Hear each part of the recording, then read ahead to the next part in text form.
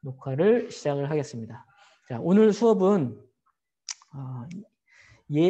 문화와 윤리 5장입니다. 그부터 시작할게요.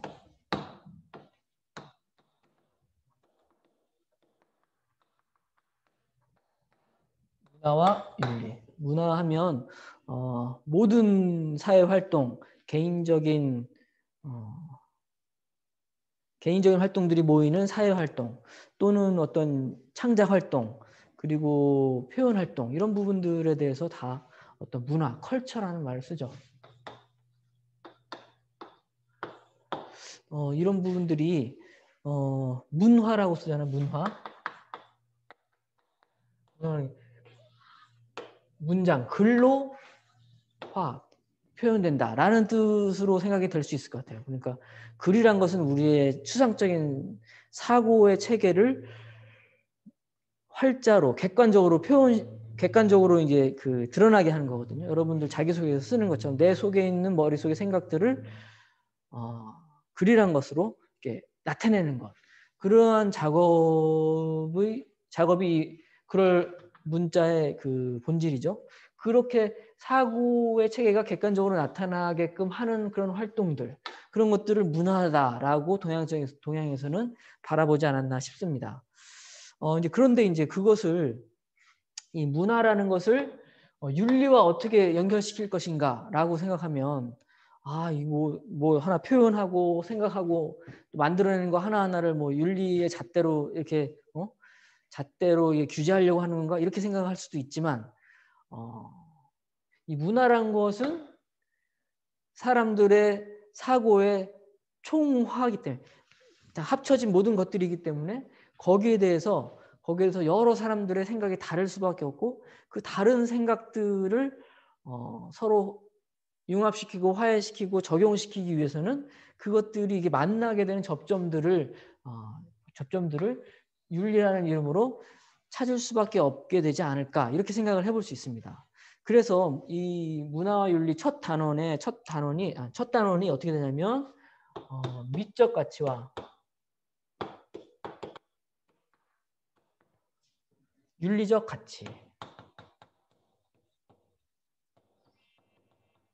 가치로 표현이 적혀 있습니다. 미란 것은 아름다움이란 것은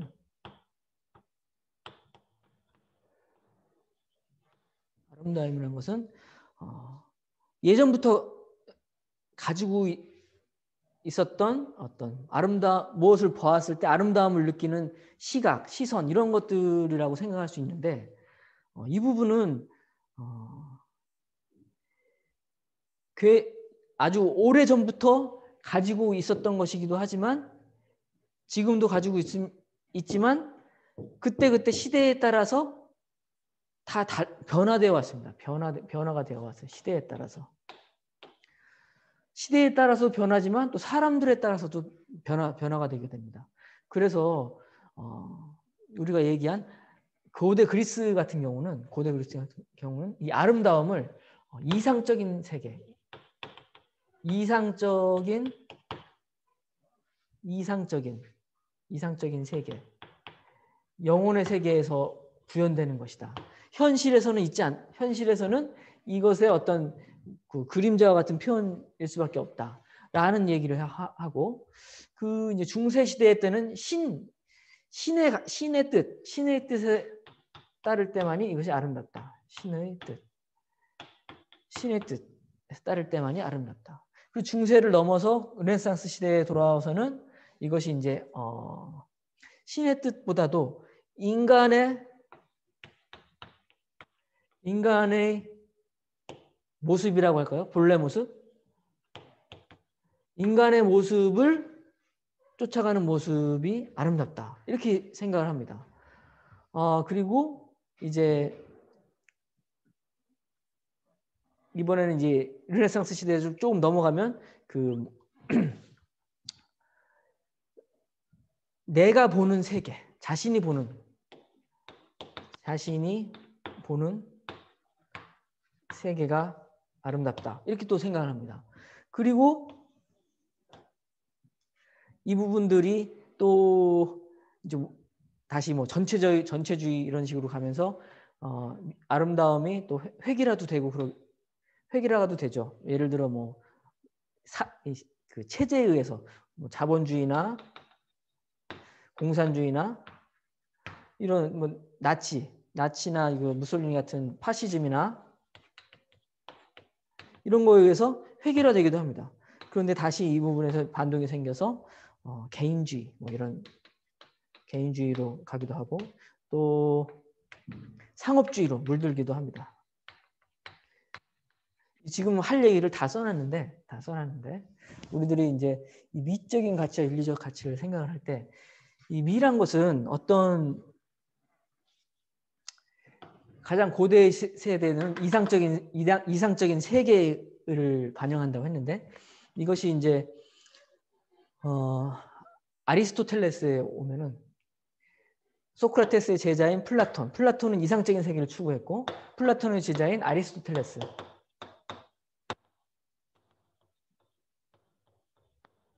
아리스토텔레스에 오면은 이 부분이 이상적인 세계가 현실적인 세계로 현실 세계에서 실현되어야 된다. 실현될 수 있다라고 얘기를 합니다. 현실 세계에서 실현될 수 있다. 어떻게 실현을 시킬 수 있느냐? 바로 우리가 이상적인 세계에서만 가능했다라고 여겨진 것들이 이것도 다 이성에 의해서 생각이 되는 거죠. 그런 부분들이 미나 덕, 그리고 이상 이것에 의해서 여러 가지 미덕들이 연습되어질 때 이런 부분들이 될 수 있다. 어떻게 연습되냐면 예를 들어 뭐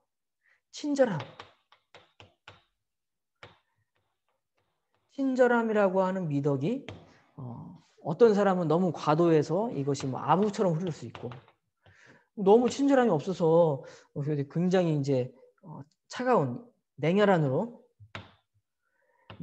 보일 수도 있습니다.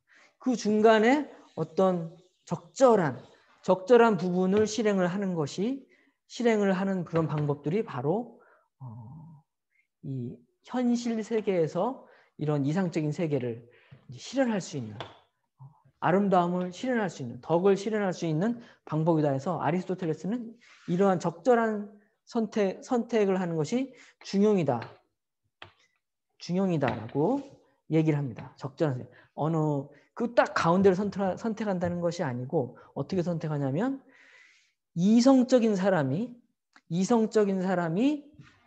이런 상황에 대해서 선택할 만한 것을 내가 선택함으로써 중용을 지킬 수 있다라고 얘기를 합니다. 그래서 이런 부분들은 사람이기 때문에 실수할 수도 있고 잘 안 될 수도 있는데요.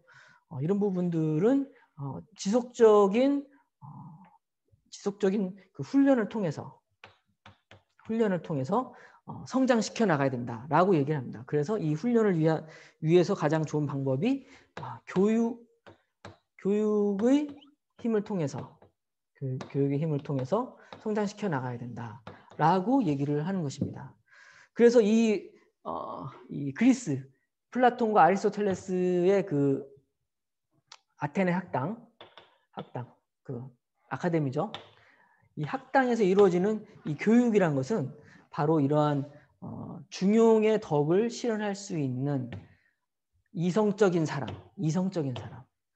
그런 이성적인 힘을 판단력을 근거로 해서 사람들을 통치하고 사람들과 설득하고 살아갈 수 있는 그런 철인을 기르는 철학자를 기르는 교육이 되었고 이것은 서양 교육 철학의 역사에서 이제 엘리트 지도자 엘리트를 키우는 어떤 그 전통적인 사교육의 그 전통이 이렇게 시작이 되었다라고 말할 수 있습니다. 그래서 이러한 아리스토텔레스의 그 미덕의 실현의 방법이 현실적으로 나타나는 책이 있는데 그것이 바로 아리스토텔레스의 시학입니다. 시학. 시학에서는 어떤 얘기를 하게 되냐면 이러한 이 현실 세계의 실현, 미와 덕의 실현, 이성의 실현이 이제 예술을 통해서 어떻게 발현되느냐라고 얘기를 해주고 있습니다. 첫 번째로 인간의 삶의 행태를 모방하는 방법을 통해서 나타난다. 이렇게 얘기합니다. 무엇을 모방해요? 인간의 삶의 행태. 삶의 모습을 모방하는 겁니다. 시로서. 여기 이때 말하는 시는 그 일리아드나 오디세이 같은 그 서사시, 또 현실의 문제를 다루는 여러 가지 그 공연을 펼칠 수 있는 그런 시가 되겠습니다. 이것을 모방을 하면서 이것이 시작이 됩니다. 인간의 삶의 행태를 모방을 한다. 글로써, 연극으로서 모방을 합니다. 조각작품으로 모방을 합니다. 그래서 이 모방을 하는 것이 어떻게 이어지냐면 두 번째로 플롯이라는 전개구조를 가집니다. 플롯이라고 하는 전개구조는 어떤 부분이냐면 개연성이 있다는 말인데, 개연성이 있다고 하는 말인데, 개연성이라는 것은 일의 원인과 결과를 가지고 이야기를 진행한다는 것입니다. 플롯을 원인과 결과를 가지고 이야기를 진행하는 플롯을 가진다라고 하는 것입니다. 그러니까 인간의 삶의 행태를 여러 가지 현실 세계에서 실현되고 있는, 현실 세계에서 실현하려고 노력하는, 너무 치우치기도 하고 실패도 하는 이런 현실 세계의 삶의 형태를 왜 그렇게 실패했는가, 왜 이렇게 치우쳤는가, 왜 이렇게 감정이 앞섰는가, 왜 이렇게 비극적인 모습으로 빠져들게 되었는가라고 하는 원인과 결과를 따져서 플롯의 이야기를 진행을 하는 그런 모방의 이야기를 하게 됩니다. 그럼 이 과정을 통해서 어떤 것이 결론적으로 어떤 그 이득이 있느냐? 바로 여기에서 나오는 삶의 감정들, 여러 가지 감정들이 있잖아요. 이 감정들이 나의 감정과 동화가 되는 것입니다. 동화. 같이 그 공감을 해요. 공감을 하게 됩니다. 이렇게 동화되고 그 감정에 공감을 하게 되면서 아, 맞아. 저 친구가 절에서 저렇게 비극적인 사랑을 택하게 되었구나. 나라도 그랬을 거야. 하지만 나는 현실에선 그렇게 택하지 못했는데 저 친구는 그걸 택해서 저렇게 비극적인 결말이라도 수용을 했으니 이 얼마나 아름다운가. 이렇게 생각을 하면서 내가 선택하지 못했던 감정을 경험을 하면서 이 사람은 카타르시스를 경험을 하게 됩니다. 카타르시스라는 것을 경험을 하면서 이것이 다시 말해서 뭐라고 하냐면 그 자기의 감정의 실현, 정화해준다는 정화의 감정의 정화, 나의 감정의 정화, 나의 감정의 정화가 실현되는 것입니다. 이것이 바로 시학, 이 문학, 예술 작품을 통해서 이 감정의 정화가 일어나는 것입니다. 이렇게 감정의 정화가 일어나고 나면 나는 뭔가 이렇게 하고 깨닫는 바가 있고 그래 앞으로는 이렇게 살고 싶다. 이런 부분이 맞는 부분이야. 이런 생각을 할 수도 있습니다. 좀 지혜로워지겠죠. 이럴 때는 이렇게 너무 치우치면 안 되겠어. 이렇게 너무 편협하게 산다는 것은 바보 같은 짓이었어. 이렇게 생각을 하게 됩니다. 그렇게 이런 경험을 통해서, 이런 정화를 통해서 현실 세계의 실현이 현실 세계에서의 실현이 중용을 찾아간다라고 하는 것이 아리스토텔레스의 예술의 효능성입니다. 이것이 이제 문학 비평 이론의 시작이 되었고 여러 가지 미학의 기본 바탕이 되었습니다. 서양 미학의. 그래서 이 부분들이 이제 바탕이 되었는데, 자 이제 봅시다.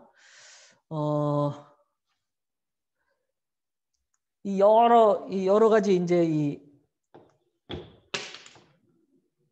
미적인 가치의 변화가 있지 않습니까? 역사적으로 미적인 가치의 변화가 쭉 이어집니다. 개인적으로 그렇습니다. 개인적으로 성장하면서 내가 바라보는 분야나 방법들 여러 가지 상황들이 달라지기 때문에 이런 미적의 가치의 변화가 굉장히 궁극적으로 자기의 삶에 있어서 중요하게 됩니다. 그런 부분에 대해서 각각의 시대나 개인적인 부분이나 이런 부분들이 이제 다 달라요. 이거 하나를 보는 데 있어서도 이 사람과 저 사람과 생각하는 바, 뜻하는 바 여러 가지 이것이 맞다, 옳다 그러는 판단의 영역, 저것이 예쁘다, 아름답다, 추하다 이러한 미적 판단의 부분이 다 다르게 돼 있어요. 다 다릅니다.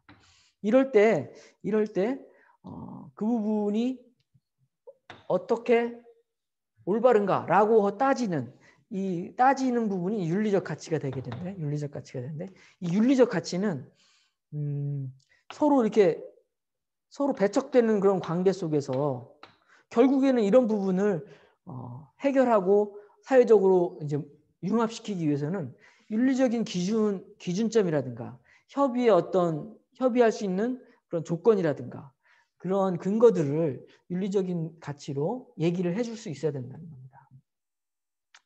거기에 이제 그렇게 되는데, 이것이 이제 변화되는 모습들을 살펴보면 좀 그 생각들을 조금 해볼 수 있을 것 같습니다. 예를 들어 이제 중세 시대를 넘어서서 르네상스가 되면 개인적인 작가들의 표현 방식에 대해서 인정을 많이 해주고 있습니다. 그래서 작가들이 이제 빛이라든가 또는 사물에 대한 표현법 이런 것을 사용하는 원근법도 사용하죠. 원근법이란 것은 내가 보이는 대로 멀린 것은 작게 보이고 가까운 것은 크게 보이고 이렇게 얘기하는 부분인데, 이런 것들과 같이 이제 작가가 보고자 하는 바, 보이는 바 이런 부분들을 표현하는 것이 굉장히 중요해졌습니다. 그래서 감정, 고통이라든가 슬픔, 괴로움, 옛날 고대 그리스에서는 비너스상이라든가 또 헤라클레스, 또 아폴론 이런 신들의 모습을 조각할 때는 아주 완벽한 모습의 그런 조각들만 허용을 했거든요. 그런 부분들만 미적으로 추구를 했습니다. 하지만 이제 르네상스 시대에 와서는 이런 감정과 고통, 슬픔, 좌절 이러한 부분들을 작가들이 포착하고 이런 부분들을 표현하기 시작했고, 그런 것들에 대한 새로운 관점을 적용하는 것이 굉장히 유용한 수라, 아이고, 네. 정광문 어서 들어와요. 그런 부분들이 굉장히 중요한 관점과 가치들이 되었습니다. 네. 그래서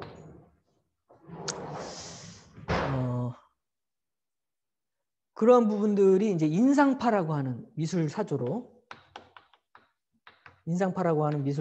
표현이 되었는데, 예를 들면 그런 겁니다. 이제 여기 이제 캔버스가 있는데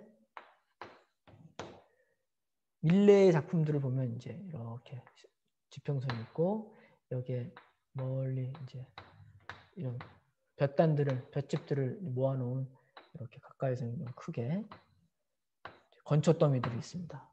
이런 건초더미들을 있는데 이것을 이제 여러 가지 색깔로 여러 가지 표현 방법으로 표현을 합니다. 이때 이제 한쪽에서는 석양이 지고 있었고, 그죠? 하늘이 빨개요. 빨갛게 석양이 지고 있었고 석양빛을 받아서 이 건초더미도 색깔이 이렇게 딱 한쪽이 이렇게 쫙 붉게 물들어갑니다. 이쪽도 좀 그렇고. 그 붉게만 물드냐? 건초더미는 노랗기도 하고 이렇게 노랗기도 하고 멀리 있는 지평선은 이렇게 흐릿하고 요 이제 바닥들도 이렇게 흐릿하고 경계선도 별로 없어요. 이렇게 네? 이렇게 뿌옇게 이제 표현을 하죠. 이런 그러면서 이제 막 이런 흰색도 쓰고 막 이렇게.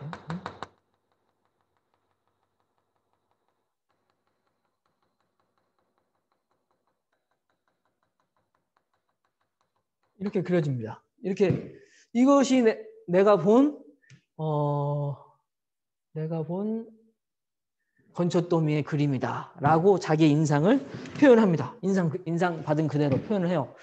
그러니까 이렇게 나가다 보니까 이제 근대에 들어서 이제 소련이 들어오기 막 바로 전이었나 그때쯤에서 이제 칸딘스키라고 하는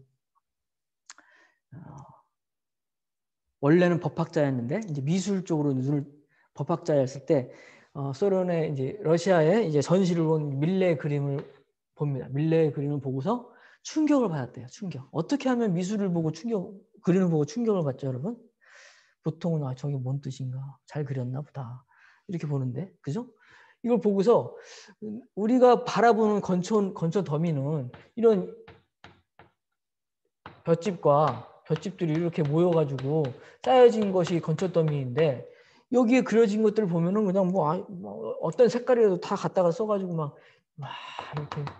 이렇게 표현을 해주고 이게 건초 더미인가? 이 건초 더미의 이상적인 세계인가? 이걸 이렇게 표현했나?라고 어떻게 이렇게 할 수가 있지? 근데 내가 볼 때도 이건 건초 더미처럼 보이긴 하는데 이건 건초 더미가 아닌데 어떻게 이게 보이지? 하면 그런 충격을 받았대요. 그래서 이 부분들을 추상의 세계로 추상화의 세계로 바꿔서 자기가 느끼고 바라보는 시각 하나의 어떤 자기가 바라보는 시각을 집중해서 그 부분들을 이제 분리해내서 이렇게 막 이렇게 그려내고 뭐 이렇게 뭐 캔버스 이렇게 그려놓고서 이게 내가 바라본 건초더미야 뭐 이런 식으로 이제 그리는 거죠. 음악과 결합을 해서. 그래서 이제 이런 추상의 세계 같은 것도 뭐 나무가 이렇게 하나 이렇게 있다. 나무가 있으면 이거를 여기 가지도 있고 그렇잖아요. 이런 가지들을 표현해서 이렇게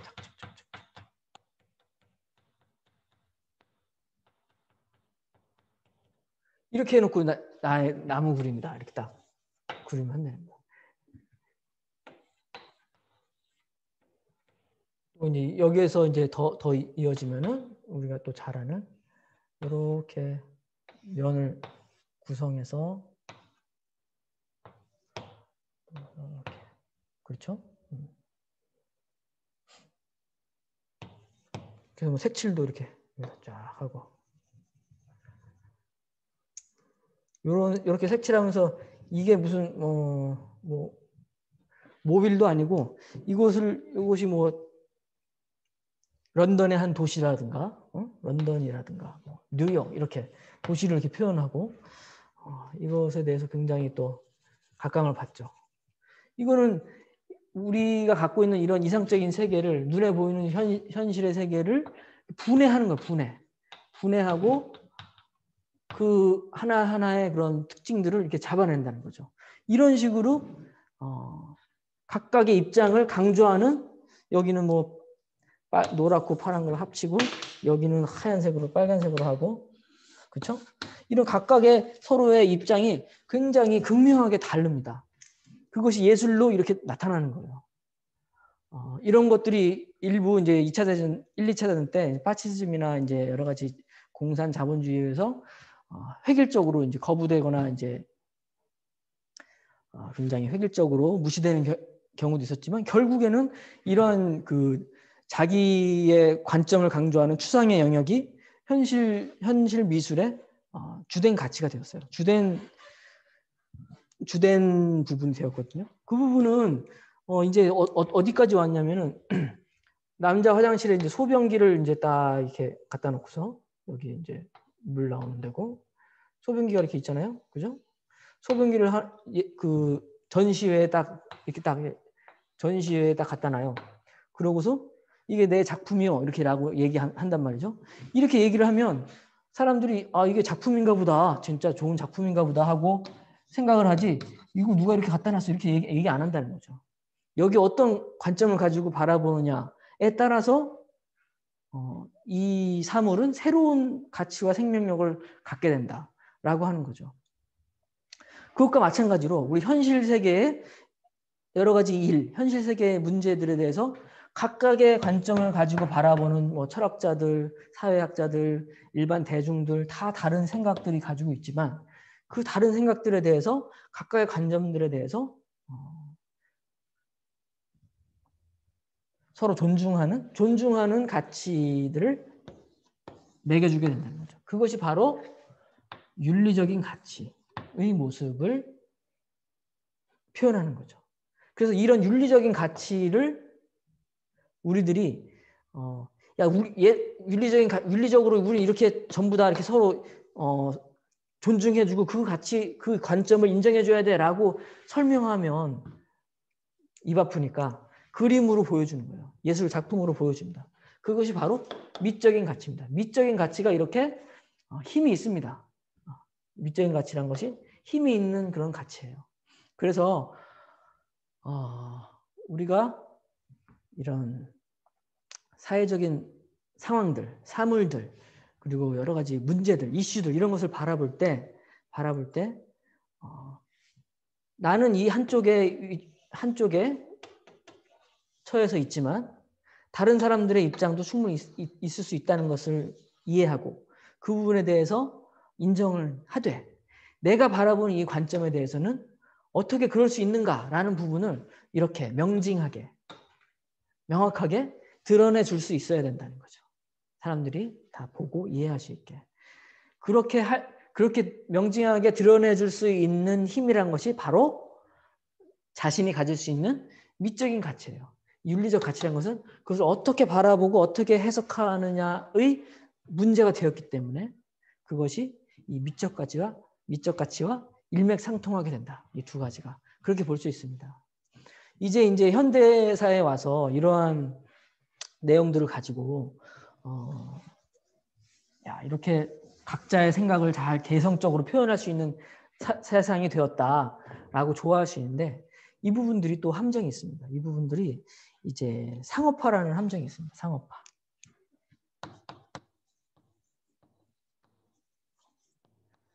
상업화라고 하는 것은 이러한 여러 가지 이제 관점, 생각, 가치들을 가지고 표현해낸 가치들이 이제 자본이라든가 자본에 이렇게 종속될 수 있다는 겁니다. 그래서 이거 작가는 이런 걸 이제 심혈을 기울여서 표현을 해서 작품을 만들었는데 이 작품을 내가 거기 얼마 주고 살게, 우리 얼마 경매하자 해서 이것들을 수집가들이 다 사버립니다.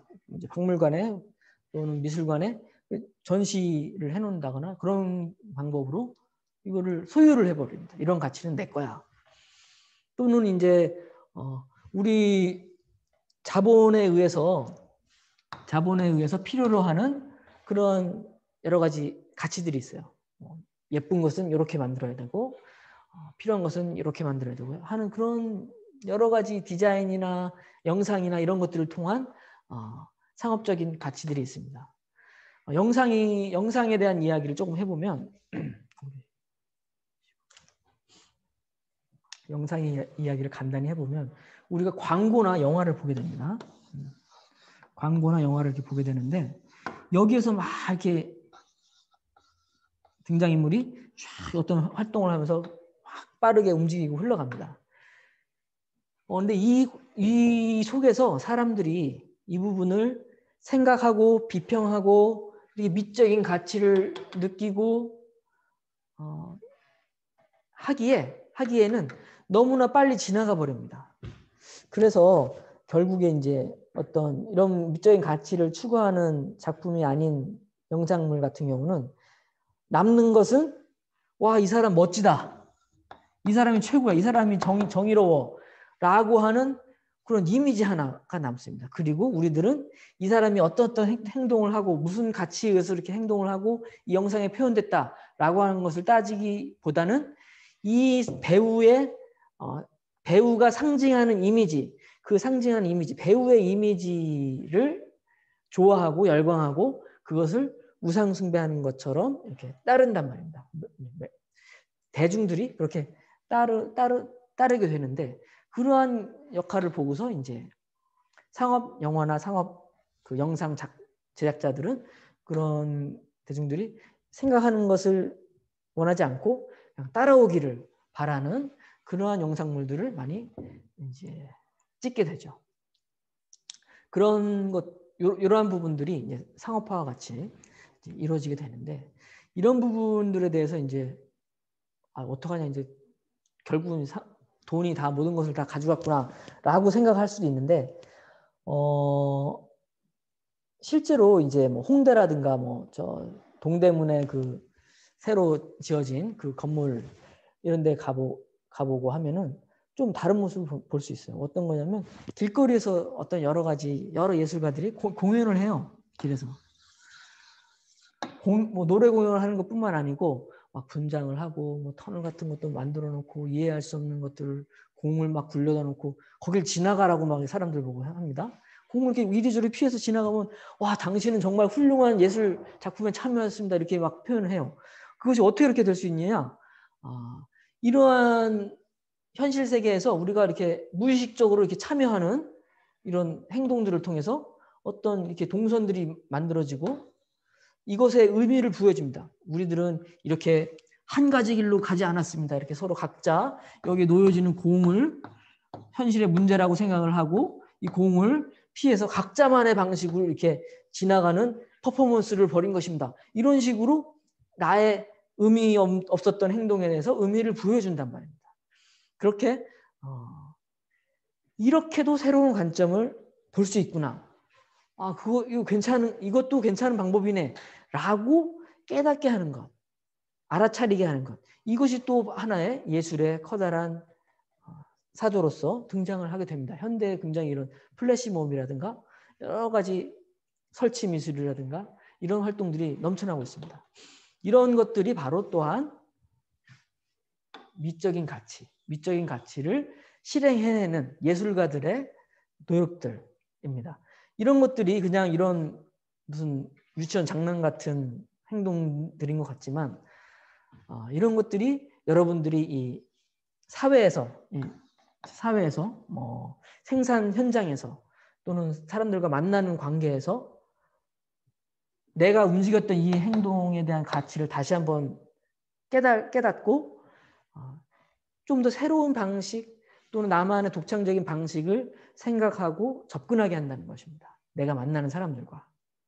그것이 어른들이든 동료든 아이들이든 또 내가 처한 곳이 뭐 사막이든 뭐 아마존 밀림이든 도시 한가운데건 거기에서도 도시 한가운데서도 이 빌딩 숲을 이런 하나의 색채로 생각하는 사람이 있는 것처럼 빌딩 숲을 정말 그 아마존의 숲처럼 나무로 바꿔내는 그런 상상을 하고 그것을 이뤄내려는 사람이 있다면 그것이 바로 현실이 또 될 수 있는 거거든요. 그게 바로 미적 가치가 윤리적 가치와 융합되는 그러한 모습입니다. 이런 것이 이런 예술 분야에서만 일어나는 것이 아니고 기술 분야, 인문 분야에서 다양하게 일어날 수 있다는 것입니다. 여러분들이 지원한 여러 선생님이 된다든지 또 AI 공부를 하는 사람이 된다든지 연구를 하는 사람이 된다든지 또 직장에서 여러 가지 생산물을 만들어낸다는 사람이 된다든지 거기서 나만의 이런 미적인 가치를 관점을 가지고 바라보고 그것을 나의 일에 접목을 했을 때 새로운 윤리적 가치가 형성되고 그것이 이제 지켜질 수 있는 가치가 되고 여러 사람들과 동화되고 공감이 되어서 거기서 야, 이게 정말 괜찮은 아이디어야 하는 그런 카타르시스를 느낄 수 있다는 거죠. 그렇죠? 내가 의미 없는 길을 걸었더라도 여기에는 원인과 결과라는 개연성이 있다는 것, 그것을 발견하는 것, 그것이 우리의 삶이라는 것, 그것이 이러한 길을 찾는 것이 바로 우리의 직업인 것뿐만 아니고 우리의 아름다움을 향한 자신의 관점, 신미안이 될 수 있다는 것입니다. 여러분들도 앞으로 이제 자기 진로의 현장에 나가서 이러한 새로운 미적 가치와 윤리적 가치를 융합할 수 있는 인재가 되주시기를 부탁드립니다. 네, 그러면 오늘 강의는 이제 여기까지 하는 걸로 하고 요 강의 수업은 제가 유튜브에 올려놓겠습니다. 유튜브에 올려서 내일 주소를 알려드릴 테니까 시험 공부를 한다거나 또 이렇게 강의를 다시 들으실 분들은 참석을 못해서 들으실 분들은 유튜브를 통해서 들었으면 좋겠습니다. 네. 그럼 오늘 수고했고요. 여기까지 이제 강의를 종료하는 걸로 하겠습니다. 자, 고맙습니다. 잘 가요. 종료.